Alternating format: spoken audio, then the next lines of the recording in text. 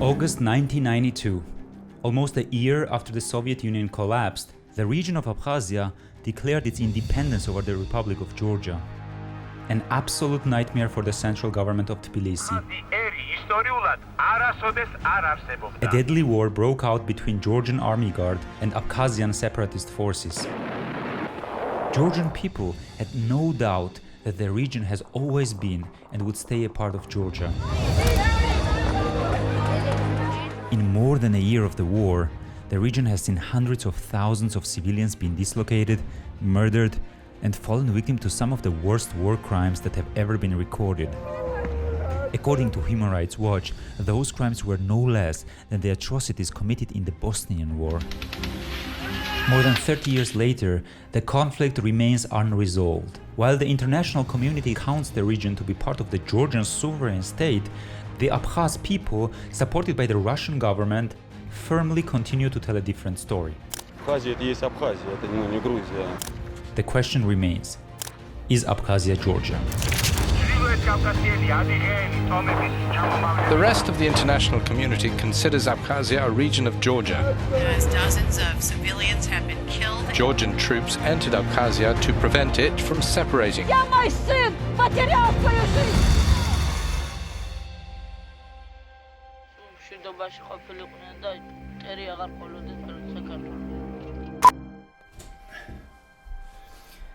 I really wanted to make this video because I wanted to figure out why in Georgia we have such a strong longing towards this region, Abkhazia, and why the Abkhaz people feel so strong about being independent.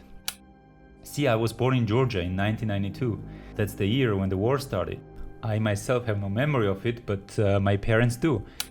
I was told when I grew up that this precious land, Abkhazia, with beautiful nature, great mountains, it's been taken away from us by this separatist group who were supported by the Russians. But I never really asked questions. I guess I thought I knew enough. But what did actually happen? After all, we Georgians, we firmly believe that the land is ours and that one day we will get it back. Well, unfortunately, this one day doesn't really seem to be very near. Now to the fighting between Russia and Georgia over the Georgian breakaway region of South Ossetia. Georgia's president says Russia is attacking his country, dropping bombs and moving tanks into Georgian territory. So here we are, 2008, 15 years after the war, and there is another war. Now this time Georgia is actually having a war against Russia. And that war is taking place here in South Ossetia, which is, by the way, another separatist state. But we will focus on Abkhazia this time. We don't want to go there now. So anyways, after this thanks God a very short war, Russian ex-president Dmitry Medvedev declared Abkhazia and South Ossetia as independent states. О признании государственного суверенитета Южной Осетии и Абхазии. The thing is, until then, they were not recognized by anyone, other than they themselves recognizing each other, shaking hands and everything. But now we had the biggest country in the world saying they're independent. So that made the whole situation kind of worse.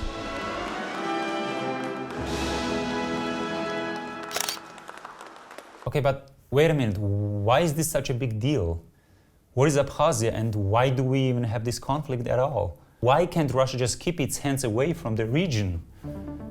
Well, let's go back in 1989. That's the year when the Soviet Union has lots of problems and this little country, Georgia, right here, wants to be independent. The national movements get stronger. There's this man that emerges as a leader of this battle of independence. His name is Zviad Gamsakhourdia.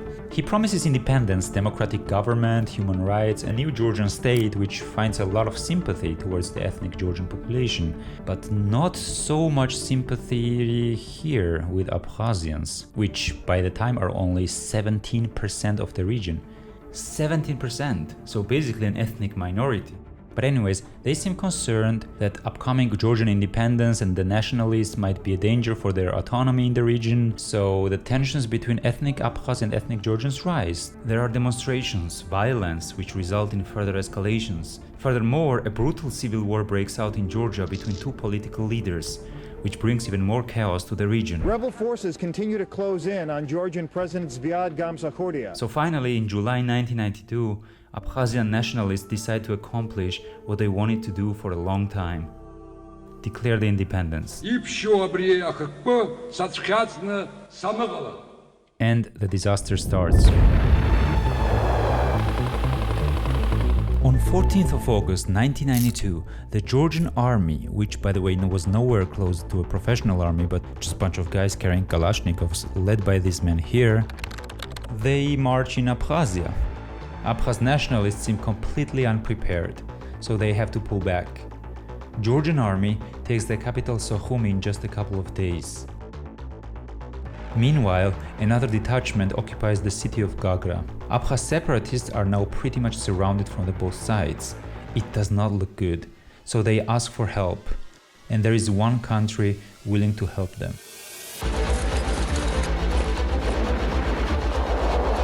Well, at this stage of the conflict, the Georgian army has taken most of Abkhazia. In Sukhumi there is a mayhem. The Georgian troops engage what the Human Rights Watch called ethnically based pillage, assault and murder of ethnic Abkhaz, and deliberate destruction of Abkhaz cultural monuments. These actions build a base for what would later emerge as an absolute vicious and inhuman revenge from the Abkhazian side. On 22nd of August, a couple of days after the start of the war, CMPC, a paramilitary organization from the North Caucasus, sends volunteers to fight across the Abkhaz against the Georgian army. The Abkhaz side launches a surprise attack over here in Gagra, which takes the Georgian forces by surprise. They now have weapons like T-72 tanks, BM-21 Grad rocket launchers, and Su-25 planes. The city falls. Surviving Georgians have to flee.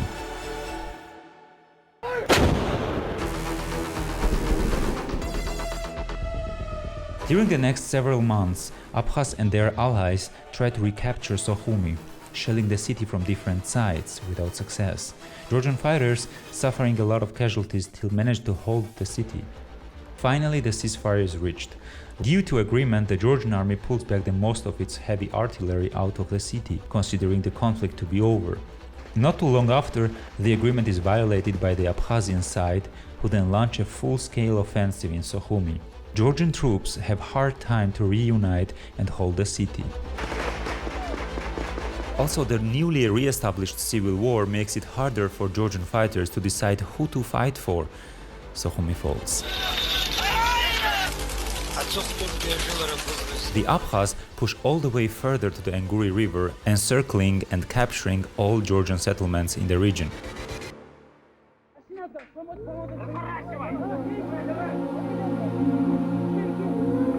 The civilians are trapped and encircled by Abkhaz and North Caucasian fighters. What follows is probably the biggest disaster in this war. The ethnic Georgians, the ones who can't escape, women and children, are tortured, raped and shot. No prisoners are taken. More than 250,000 civilians, realizing that no one comes for their rescue, flee over the Caucasian mountains to save their lives. Many of them freeze to death. Those who survive are never allowed to go back.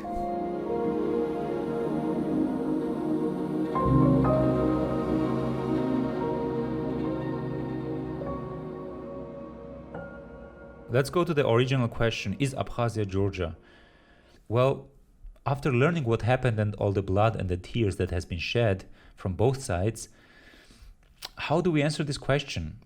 Clearly, Abkhazians and Georgians, they both claim the land to be historically theirs. And when it comes to history, we have been living together for centuries, and we never had to fight over land. Well, now we do, and there are people who are very happy about it. What's important is that when we talk about Abkhazians wanting to be independent, we should not forget that they are not the only people who have the claim to the land. There are 250,000 Georgians who have never been allowed to go back to their homes.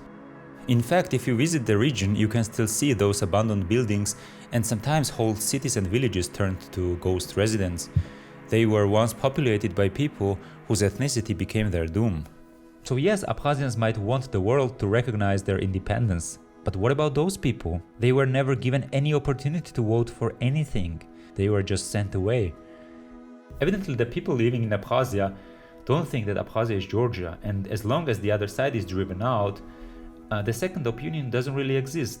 And the real victims of this conflict are not on either of those two sides. The real victims are dead. Thank you for watching. თუ შეიძლება წარმოგვიდგინოთ რა საოცარი ესეთი პატარა ბავშვის ფრონტის ღალზე ნახვა. ეს არის გია, ჩვენი სამაჩაბლურელი ძმა, რომელიც ჩვენთან ერთად იბრძვის უკვე მე-4 წელია. კი, მაგრამ რამდენი წელი გრძელდება? 16. ესე იგი 12 წელი იბრძვის ბატონო გია? ფაქტია, რომ აგერ 16 წლის ბიჭი ავტომატ ხელში საქართველოს ერთიანობისა და მთლიანობისათვის იბრძვის. რას უსურვებდით? თქვენს მშობლებს, თქვენს დედმამიშვილებს, ახლობლებს. მშვიდობაში ყოფილიყვნენ და წერი აღარ ყოლოდნენ საქართველოს. კარგი მოდის, გენაცვალთ. კარგი ვაჟკაცი გაზრდილი ყავს. მე მგონი გაზრდილი ხარ, როგორ კარგი ვაჟკაცი სახში მშვიდობითა და გასთავარია გამარჯვებით დაბრუნებული ყავის შვილო. ჯანმრთელობასა და ბედნიერებას გისურვებ.